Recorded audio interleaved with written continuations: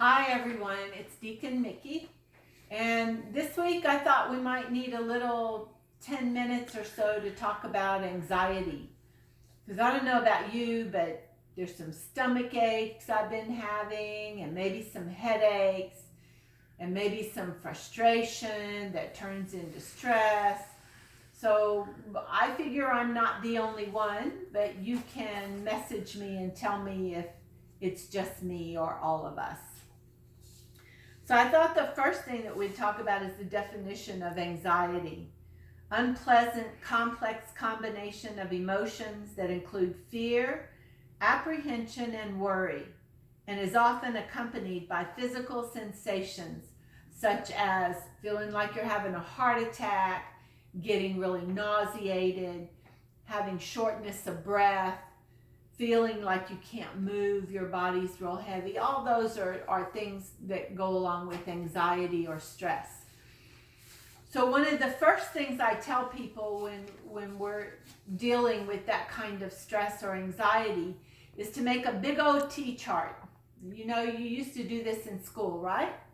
And on one side, you put things I can control. And on the other side, you put things I can't control. The entire world is going through something right now that we have no control over, right? But it's making us anxious because why? Because we want control and we want our normal life.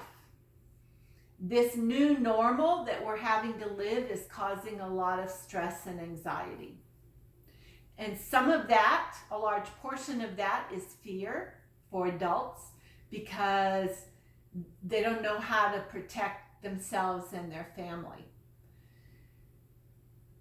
So I'd say on one level, the things that you can control, since you can't control this outbreak, one of the things that you can control is who you listen to. The CDC are the people who are working on all of this. Our bishop is constantly updating us on what the CDC is saying. If you try to listen to 5 or 6 different people, your neighbor, the person down the street, your local news, and maybe the scientist, then you're going to get all confused about what to believe and what to think. So pick the one that you think is most reliable. And in this case, if you ask me for my opinion would be the CDC. They have the scientists who are working on this virus. They have the scientists who are saying, you know what, I think we can figure it out. And they will give us updates. Fear comes in when we don't know what the truth is. And if you believe in what God tells us, we are told often we are not given a spirit of fear. So instead of the fear, find out the facts. Yes? All right. So the second thing you can control as adults is how you respond to this new normal. Because your children are going to make their responses when they watch you. So little kids don't have the words to say, you know what, there's a virus, we're having to stay home, I'm not in school, I don't know what to do. They're just going to cry. They're going to talk about all the things that they can't do.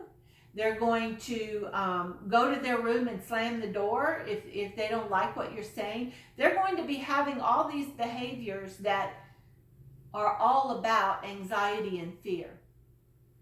So according to your child's age, you have to share with them what the truth of the situation is. Because if you don't, they're going to make up their own story. And it's going to be far worse than anything you could tell them. So be honest, age appropriate, but be honest. Because that takes away that fearful feeling. Now here's the other deal. When we are in a situation that we have no control over, and I'll just tell you, we don't have control. That's just some kind of thing that we've made up thinking that we have control of everything when we don't. But especially now when we are well aware that we don't have control over what's going on, then we have to decide how we're going to handle that. So I can sit at home and say, oh my gosh, I can't go to work. What am I going to do? What am I going to do? And that's what we've done a lot of. And then when we get through saying that, we can go, okay, so what's good about being home? Well, it's good to be with family. We get to know each other again. We can have times where we're all taking a walk outside. We have times when we can hear what each other is saying.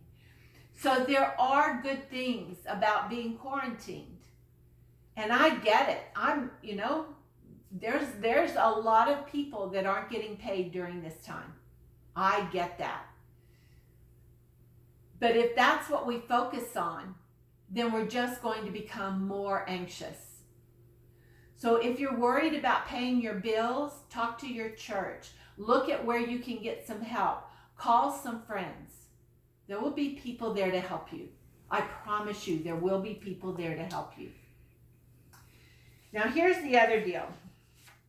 When you feel yourself getting ramped up, like your heart's pounding and your muscles are tense and you can't think very well. Now, please do not roll your eyes at me when I say this. Breathe. Breathe in deep. Let it out slow.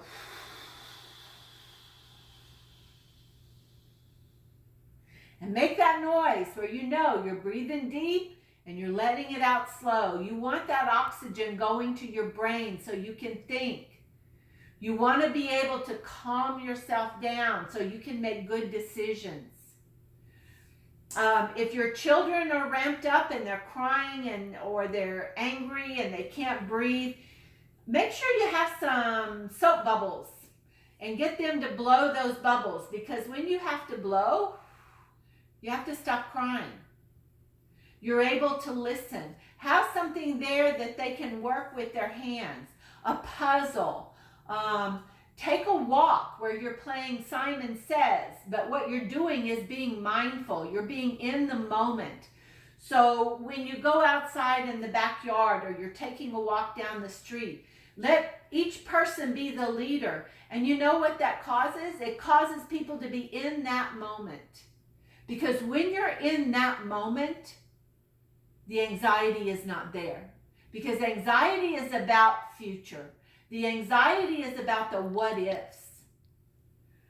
When you're looking backward, that's depression. I can't do anything about that. When you're looking forward and trying to figure out what you can do to make things not happen, that's anxiety. When you're in the moment, when you are being mindful, that's the only thing you have control over.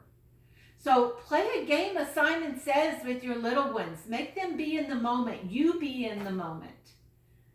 You can have fun with this.